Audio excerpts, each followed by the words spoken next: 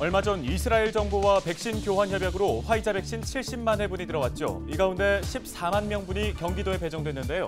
경기도는 학원이나 운수 종사자 등 대민 접촉이 많은 사람들에게 우선 접종한다는 계획입니다. 경기도가 코로나19 4차 대유행을 막기 위해 방역을 강화하고 있습니다. 검사 역량을 강화하기 위해 선별 진료소 운영 시간을 연장하고 감염 빈도가 높은 사업장을 대상으로 자가 검사 키트를 도입합니다.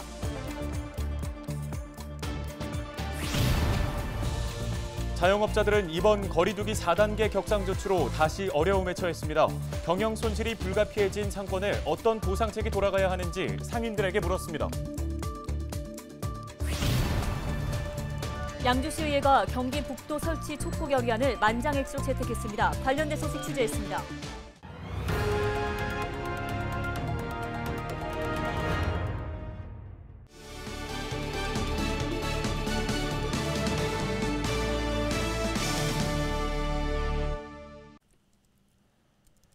시청자 여러분 안녕하십니까? 헬로티비 뉴스입니다. 첫 소식입니다. 얼마 전 이스라엘 정부와 백신 교환 협약으로 화이자 백신 70만 회분이 들어왔죠.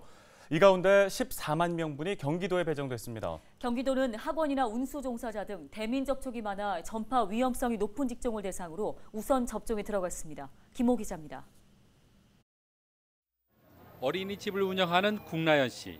최근 델타 바이러스가 확산되면서 어린이집 집단 감염이 생기지 않을까 늘 걱정이었습니다.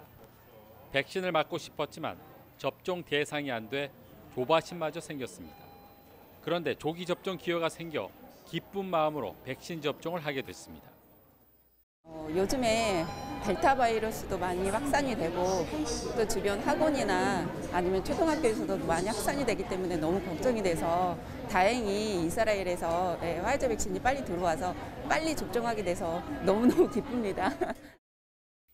백신 교환 협약으로 이스라엘에서 들어온 화이자 백신 접종이 시작됐습니다.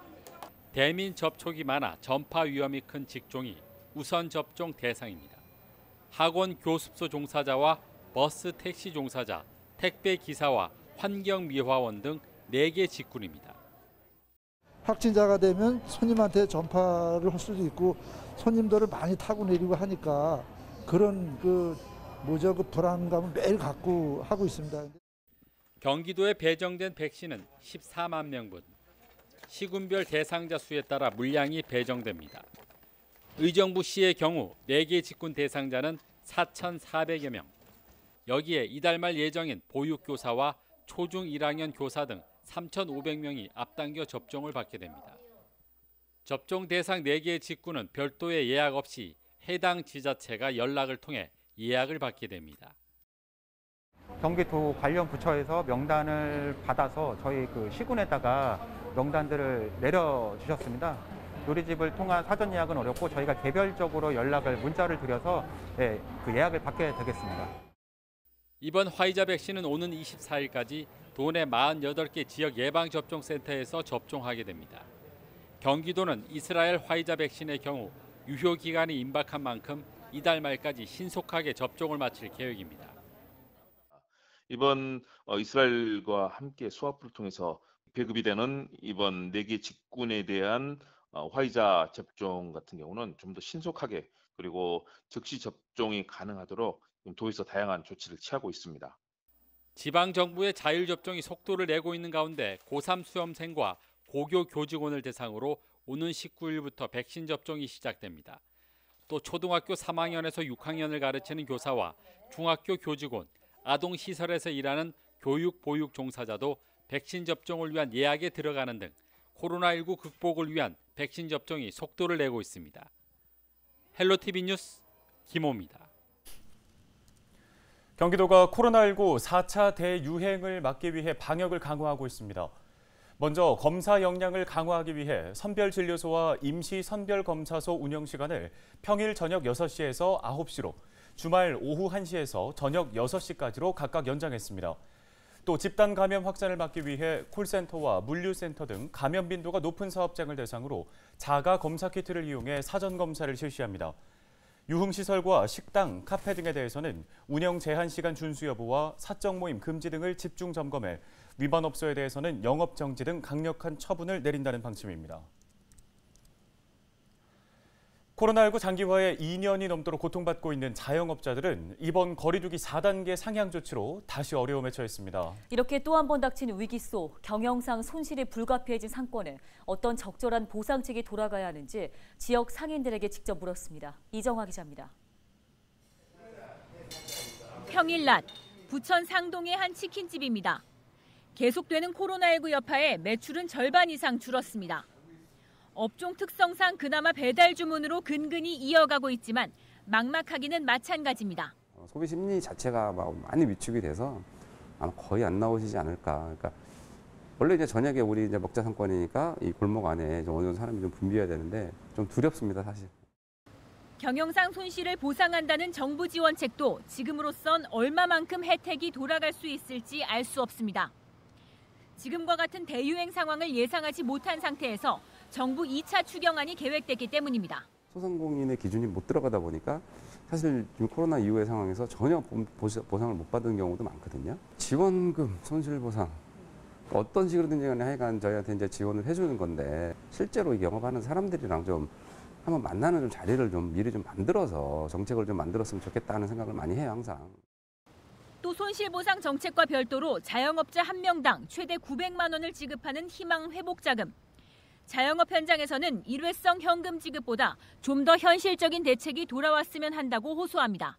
필요에 따라서 하면 무이자, 융자로 해가지고 뭐 장기 저리로 하든지 해가지고 분할 갚는 걸로 하고 그게 실질적인 도움이 되지 100만 원, 200만 원씩 줘가지고는 그거 내가 봤을 때는 아무 별 도움이 안 될 것 같아요.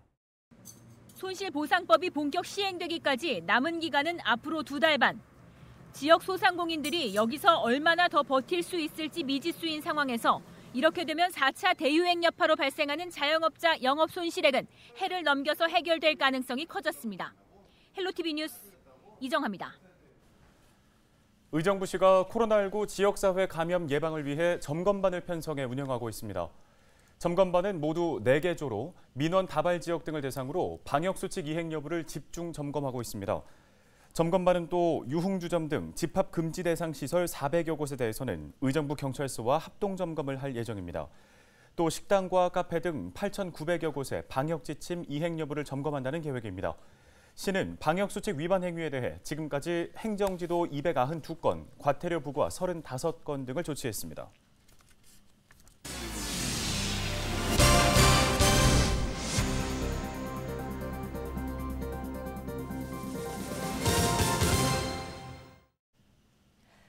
동두천에서 홀로 거주하던 기초생활수급자가 숨진 채 발견됐습니다. 동두천경찰서는 지난 12일 오전 10시쯤 동두천시의 한 주택에서 냄새가 많이 나고 파리가 들끓는다는 신고가 접수돼 현장을 확인한 결과 60살 A씨가 집안에 숨져 있는 것을 확인했다고 밝혔습니다. A씨는 집에 홀로 거주하고 있었으며 평소 술을 많이 마시고 당뇨를 앓았던 것으로 알려졌습니다. 경찰은 A씨에게서 타살 혐의점은 발견되지 않았다고 밝혔습니다. 최근 광주광역시 건물 해체 공사장 붕괴 사고와 관련해 경기도가 건축물 해체 현장에 대한 점검을 벌여 80건을 적발했습니다. 적발된 80건 중 해체 계획서 미준수 등 부적정 3건에 대해서 과태료와 행정처분을 내리고 77건은 시정 조치했습니다. 경기도는 해체 공사 현장의 안전 수준을 높이기 위해 신규 해체 현장에 대해서도 점검을 계속해서 이어나간다는 계획입니다. 양주시 의회가 경기 북도 설치 촉구 결의안을 만장일치로 채택했습니다. 결의안을 대표 발의한 이희창 의원은 정부와 경기도는 지역 균형 발전과 지방자치 분권 실현을 위해 경기 북도 설치에 적극적으로 나서야 한다고 밝혔습니다. 경기 북도 설치 관련 법안 2건은 현재 국회 행정안전위원회에 상정돼 계류돼 있는 상황입니다. 양주시의 제16대 부시장이 취임했습니다. 경기도 민선 7기 미래전략 담당관으로 재임하면서 기본소득 전국 공론화를 위해 주도적인 역할을 한 성과가 있는 만큼 기대가 모이고 있는데요. 김종석 양주시 신임 부시장 연결해 다짐과 각오 들어보겠습니다. 안녕하십니까? 네, 안녕하세요. 예, 산적해 있는 민생 현안과 역점 사업에 힘쓰겠다. 취임사에서 이렇게 밝히셨습니다. 먼저 가장 최우선으로 두고 있는 과제는 무엇입니까? 네. 최근에 델타 변이 바이러스 국내 확산세가 급증하고 있습니다. 그래서 그 어느 때보다도 대규모 유행을 차단해야 하는 엄중한 시국입니다. 현재 양주시는 경기 북부 중심 도시로서 확실한 자리매김을 위해 엄청난 변화를 맞이하고 있습니다. 하지만 그 어느 것도 시민의 안전보다 우선일 수는 없습니다. 하루빨리 코로나19로부터 벗어나서 시민 여러분께서 다시 편안한 일상을 마음껏 누릴 수 있도록 임시 선별 검사소를 추가로 설치하여 검사량을 확대하고 동시에 방역당국과 긴밀한 협조를 통해서 백신 접종이 차질 없이 진행되도록 준비하겠습니다.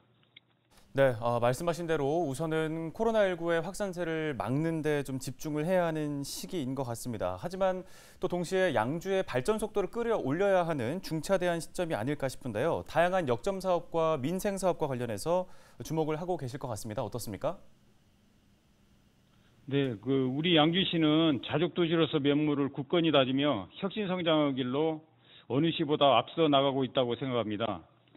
경기 양주 테크노밸리와 양주 역세권 개발 사업, 전철 7호선 도봉산에서 옥정 광역 철도 건설 사업, GTX 신호선 덕정 연장, 국지도 30호선 건설 등 또 운남 일반 산업단지 조성 등 산적해 있는 대규모 사회기반 시설을 역점적으로 차질 없이 추진하도록 뒷받침하겠습니다.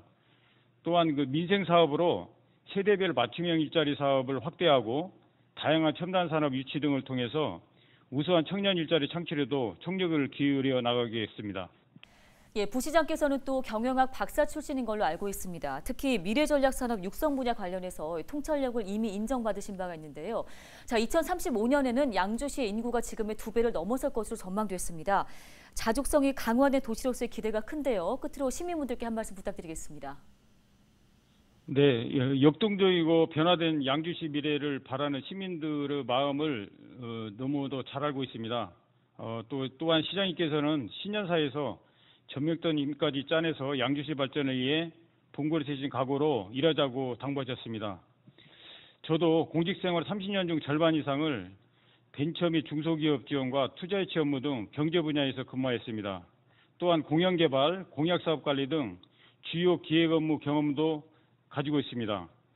그동안 저는 쌓은 경험과 노하우를 살려서 우리 지역 국회의원, 도의원, 시의원 그리고 모든 공직자들과 힘을 합쳐서 제가 가진 모든 역량을 쏟아붓겠습니다. 시민 여러분께서 변화될 양주시 미래를 기대하셔도 좋습니다. 네, 관련 도움 말씀 잘 들었습니다. 지금까지 김종석 양주시 부시장이었습니다.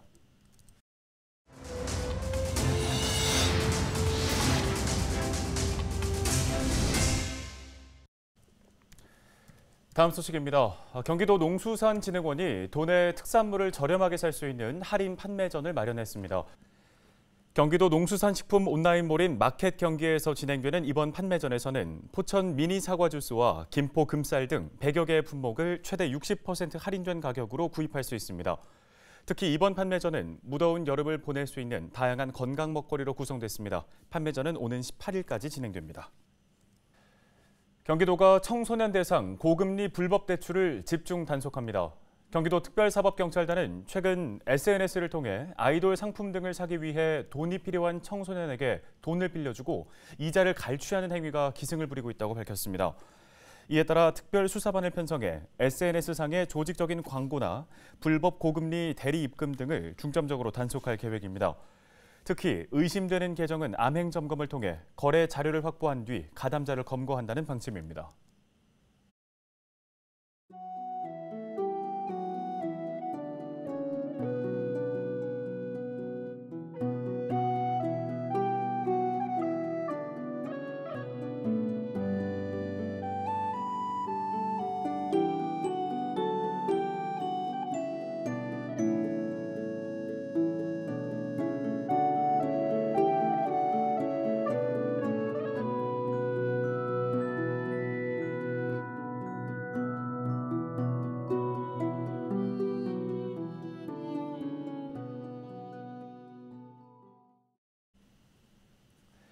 헬로티비 뉴스 오늘 저희가 준비한 소식은 여기까지입니다. 네, 시청해주신 여러분 고맙습니다.